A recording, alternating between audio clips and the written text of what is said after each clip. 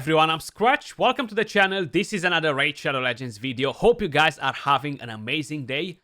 In today's video, guys, we're gonna talk about the Nether Spider. We have the boss on this rotation. Maybe some of you guys are stuck on it. Some of you guys are looking on how to improve your team. And some of you guys might be looking for a new team to speed farm this boss and get the Affinity Breaker set. Now, the Affinity Breaker got a buff recently. It's much better than it used to be. And it's actually a pretty good set to run on your ninja if you're duoing the Sand Devil's Necropolis as an idea on stage 25, or if you're using different champions, or you might be trying to climb all the way to stage 25, right? Using an Affinity Breaker on the champion that will land the HP burn, and of course have Godseeker and Eerie next to him, will actually allow you to beat all the stages regardless of the affinity, you know? You're not gonna have issues with that. I used to run for a very long time Godseeker and Eerie and Ninja duo on stage 25. Then we have the Phantom Shogun's Grove. Now, unlike other dungeons, this will make your team to weak hit. It will put an enfeeble on your team as well, and the more you weak hit, the more you're increasing the counter on the boss, and he's gonna start doing crazy things, you know? So having a couple of Affinity Breaker sets on your team for the Shogun dungeon could potentially be something really, really good, you know? And who knows, in the near future, we might be getting some other content that would benefit us to use Affinity Breaker sets. Now, at the moment, the best two things to farm from here will be the Nether Spider. And you can argue it and say, well, I want to farm the Frost Spider because I'm going to get the Frost set, which is a pretty good set as well, you know? But I feel like you don't really need that many crazy pieces from that set. And if you farm it a couple of times, you're going to get a few decent pieces to make a couple of nice sets. With the Affinity Breaker, you're going to be a bit more picky on the stats. Farming the Magma Dragon is decent. Now, immunity is completely dead, okay? So farming the Scarab King is just not worth it anymore, guys. You know, like, there's not much that you can do with immunity when you have a Stone Skin. You know, I do have my Mithrala built on an immunity set from the Scarab King, but that's about it. No one else, and probably I will never use it on anyone else unless they're changing the set in the future. I don't really think it's going to be viable. Now, talking about the Nether Spider, this boss right here attacks all enemies, places poisons. You can go with cleansers, you can go with HP burn, like a Dragstar is a pretty good one because he doesn't need to attack the spiderlings. When he gets attacked with a passive, he puts HP burn, and it's kind of like following the same strategy like in the regular spider with the HP burn. The more turns they take, the more ticks you're going to activate on the boss, and you're slowly going to melt it. But for that, you need a lot of support to keep your team alive. You tend to need 2-3 revivers, a couple of cleansers, just to make sure you're spot on and you're not constantly failing. Then there are different options on how you can do it, and I'm going to use this team right here. We have Newt, who's going to do enemy max HP. We have a Pythian, who's going to give us a bit of support, a bit of a cleanse at the beginning. We have a Venomage to put a heal reduction and to do an AoE attack to trigger the spiderlings to counterattack. And we have Geomancer to put HP burn on the boss. So ages ago, I've done a video on this stage with a similar sort of strategy. It was based on Geomancer basically, but with Krisk and other champions. So what you would want initially here is to have a fast nuker, faster than the rest, to make your run slower, you know, to take less turns.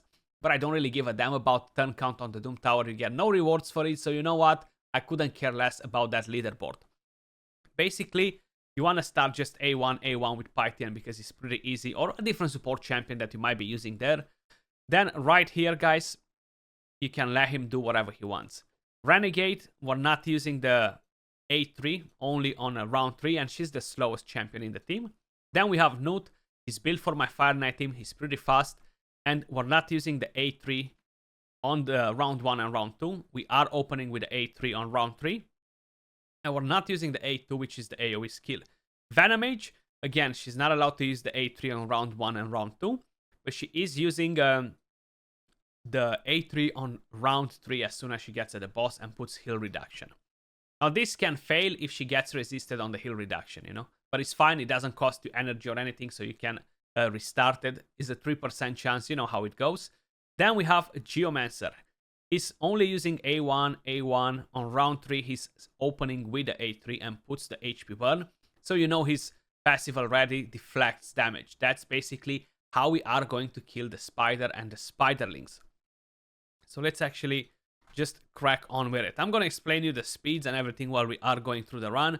Right here, we're just slowly killing the waves. Newt is doing a pretty good job. And basically, once we get at the boss, we have Pythian cleansing.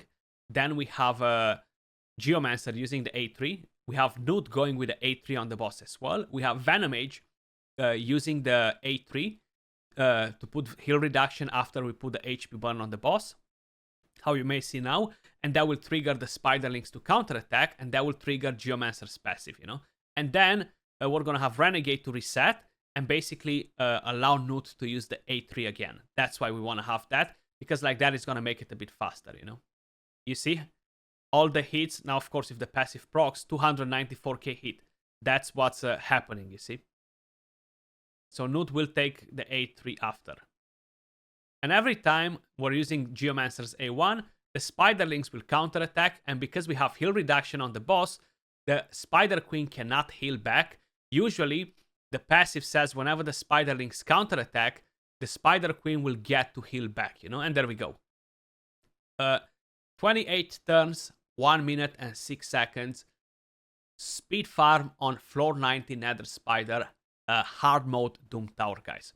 And look at Newt, 4.1 million damage, almost 4.2. Geomancer, 6 million. And that's basically because of all the counterattacks, you know.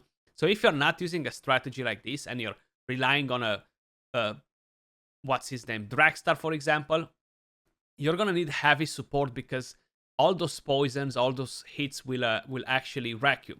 But you don't need heal reduction on that strategy. You don't need AoE attacks because you actually don't want the spiderlings to counterattack, because that will add more poisons on you and it will heal the boss. So you don't want to have heal reduction on that. You're just going with single target hitters. You know, a Septimus can work amazing in there. Even a Crisia, if you have her, of course.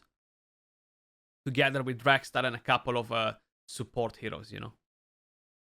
There we go. The more the passive is gonna proc on Geomancer, the faster we kill the boss here. Extra turn, okay. Proc a War Master as well. Maybe you're gonna get a bit of healing. Geo, come on. Okay, so now he died. We're gonna revive. We still have HP burn for 3 turns on the Spider Queen. What's gonna happen right now is that when Geomancer is dead, his passive is not active, right? But there we go. Should be game over right about now. Pretty easy, right? It's nothing insane if you have the right champions. You do need to have the right accuracy, the right speed on them to kind of like tune the team in the following way. But again, 29 turns, and you are getting the materials that you need for the forge. Now, if I'm quickly going to show you the stats that I have on the champions. So this is my note, how I mentioned his build for the Fire Knight. He is pretty nasty as a champion. Total stats, 42k HP, 5.2k defense, 266 speed, full crit rate, 250 crit damage, 360 accuracy. Masteries, we have offense and support. Giant Slayer as a tier 6. Then, of course, we have Pythian, double stone skin, and we have 1 protection Sages for the extra HP. Total stats on Pythian, 95k HP, 4.4k attack, defense, sorry, 273 speed. I haven't focused on resistance or anything like that.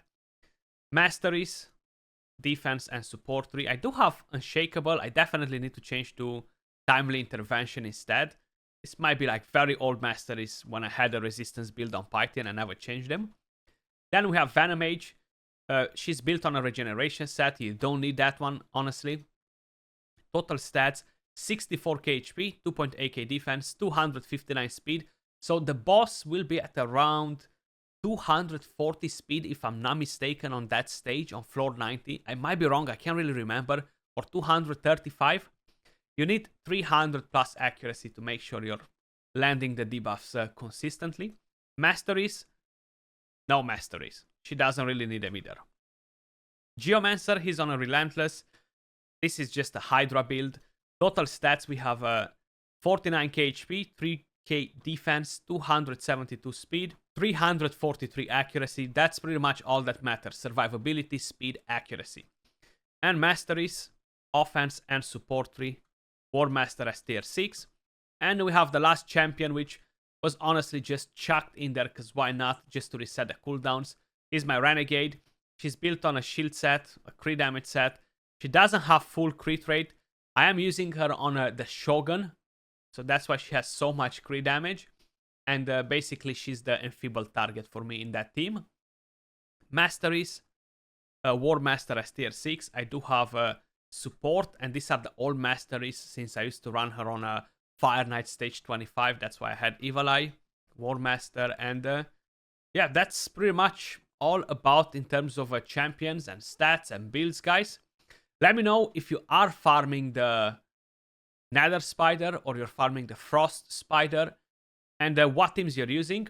I will show you a couple of different variations as an idea. So if we're gonna go back to it, we can actually check the best teams. So at least from my clan, you see, we have Newt, double Acrisias. These are some nasty teams, 16 turns. This one is 14 turns with Baron, with Helicat. Sato is running something similar, but with Cardiel and Baron. So a lot of the teams are involving Newts because they're amazing. Like, he's one of the best. He's one of the best champions in the game for PvE at the moment. Newt, he's just crazy, and I'm so happy that was a fusion, man, because a lot of people managed to get him like that, you know. Global rankings. Look at that, Vogot, Xavier, and here we are. 8 turns with that. Triple Newt, Acrisia, 9 turns. So yeah, you guys see how it goes. Geomancer, Venom Mage, that's kind of like the strategy for this. But that was all for this video, guys. Appreciate all of you guys watching, and I'll catch you soon in the next video. Peace.